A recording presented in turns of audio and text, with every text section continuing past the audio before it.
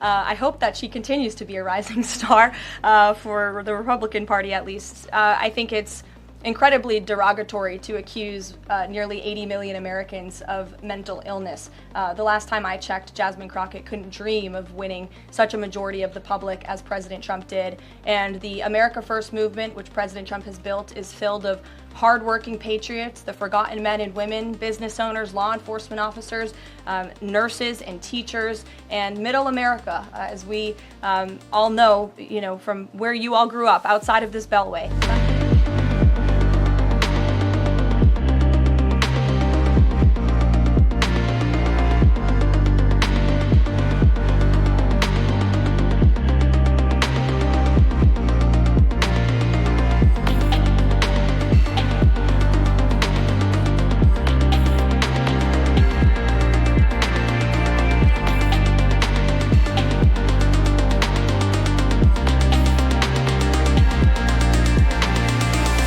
I mean, it is sick. It is really sick. And anybody that supports it is also sick. And so, we've got a mental health crisis in this country because everyone, no matter how you affiliate yourself, should be against Trump, period.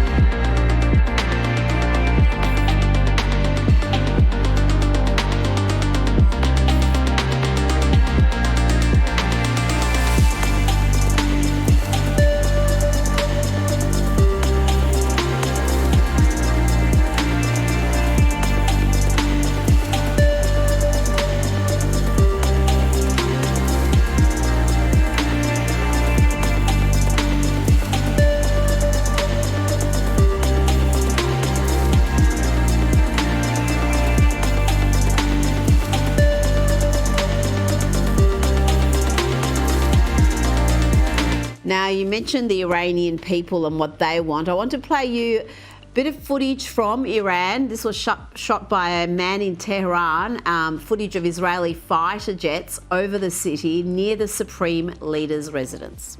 آسمون تهران میدون فردوسی ماشاءالله ماشاءالله بزن حرومزاده رو بزن.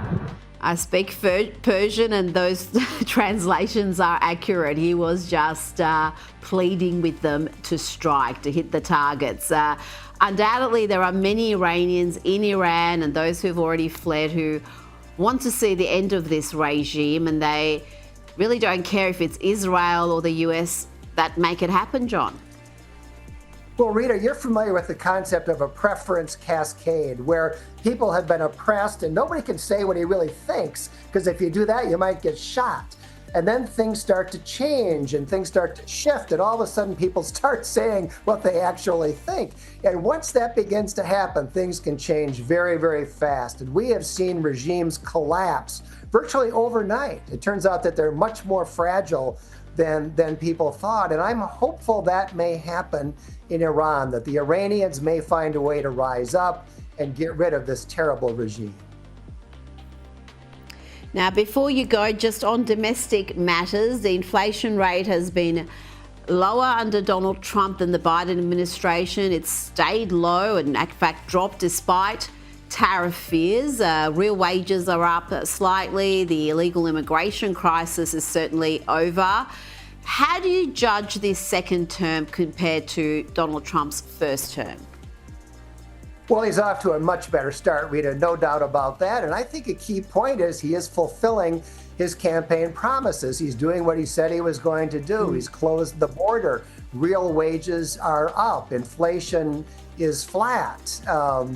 He's at least begun the process of trying to get a handle on government spending, and he's starting to rebuild the military. These are things he promised to do, and he's doing them. So I think he's off to a terrific start.